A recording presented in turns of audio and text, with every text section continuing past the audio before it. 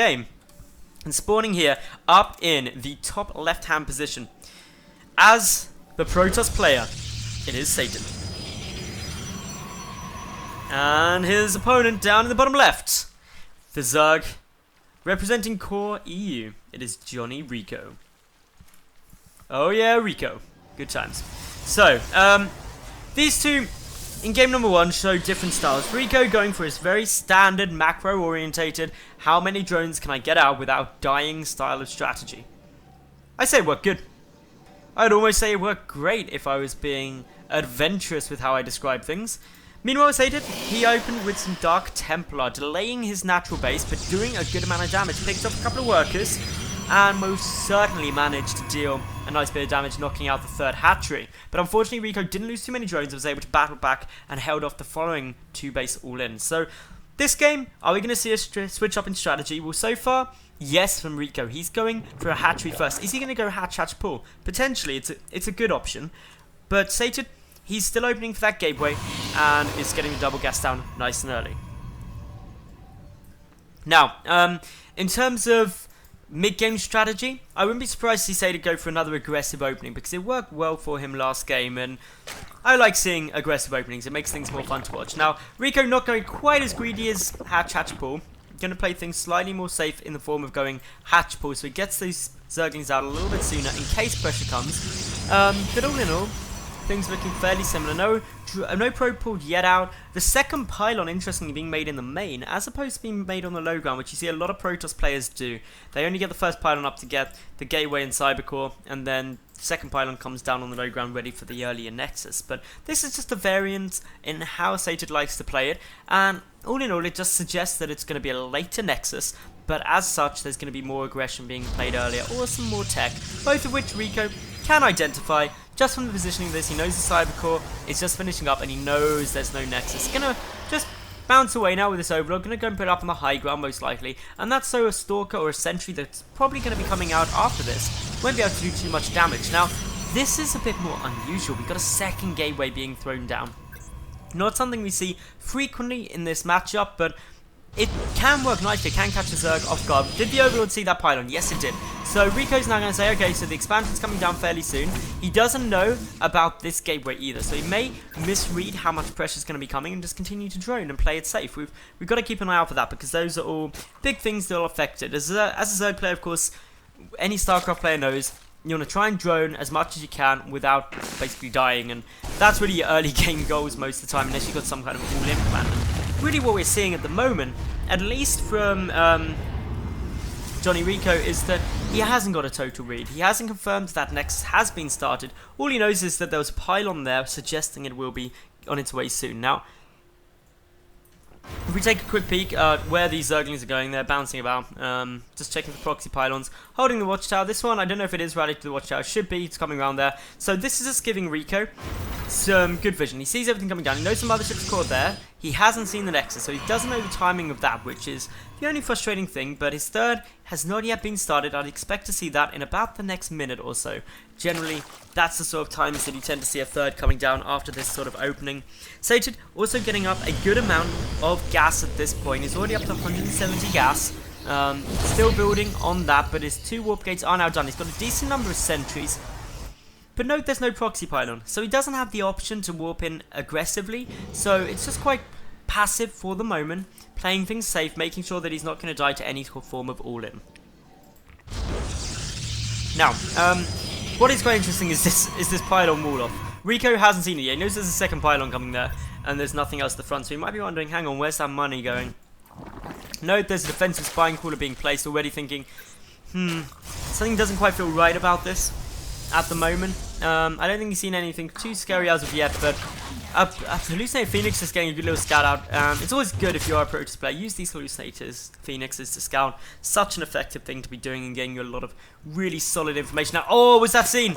Did Rico see the units? I don't know if he did, but he's only got 1 sentry there. The Zergling is able to get inside. Will die though, unfortunately. However, a Forge coming down. A mass recall was forced out. And with that mass recall, it simply means that we're not going to be seeing any damage coming in, but it will delay this push. It forced a lot of energy to be used on that mothership core, and all in all, that isn't really what Sated would have wanted to be doing here. So this is all good for REcco at the moment. He's been a little bit frustrating. He's getting a scout down, sees, okay, you don't really have any tech. What's going on here? I haven't seen anything. Where's your money going? Where's your gas going? And the answer, REcco, is unfortunately for Sated, his gas is currently going in the bank. Finally building a robotic facility now. But REcco's able to secure up his third and is getting along his nice happy path as things would be expected.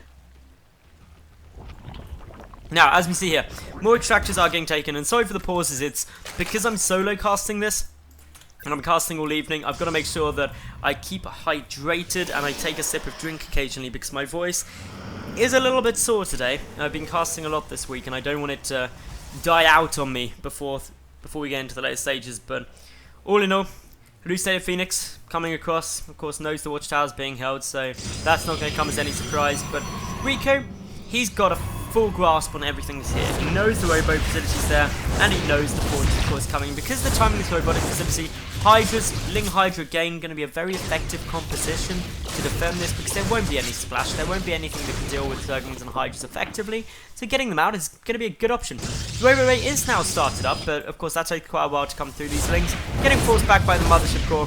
This evil Mothership Core already racking up 4 kills, doing a little bit of damage to these Lings. Of course they do heal up, but still it's good. And the robo base scouted, REcco getting a good indicator of everything's coming now. This may trigger a bit of aggression from Johnny. It depends on how he wants to play it. Seeing this robo in construction says, well, he ain't gonna have any Colossi or any units for a while, I can push in. Alternatively, it says, okay, Colossi are coming, I'll prepare for that in nice prompt time. And that's really the approach that REcco's taking now, getting the Spire ready for some Corruptors, and he's just going to be able to try and deal with that quite effectively. Again, REcco's strategy for the time being, the overarching strategy, is react to his opponent and try and deny expansions. That's why we're seeing creep spread here. That's why we're seeing a Zergling, the other potential place a third base could be taken, and everything looking fairly solid. A few more gateways being added on.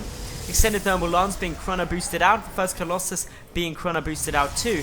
But REcco, his Spire is already a third done. He's got a macro hatch coming down, and he's just going to be flooding with units pretty quick, ready to hold off his play. He knows this is a one-base play now. It's 11 minutes, and there's no attempt at a third, which he knows of due to this Overlord and due to that Zergling. The Hallucinated Phoenix will be able to get in here.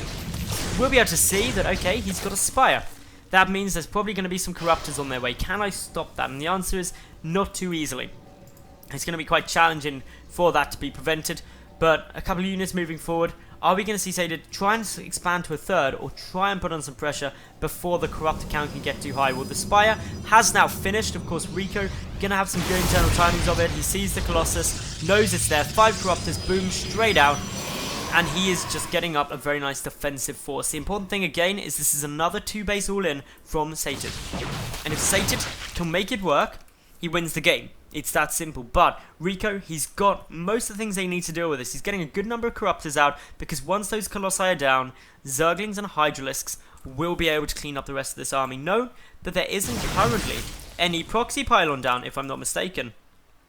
And that means there's no ability to warp in additional units. The warp prism only now, just on its way through. But this is buying time. There's a lot of Corruptors here. There's only a single Colossus at the moment. Few force fields being used.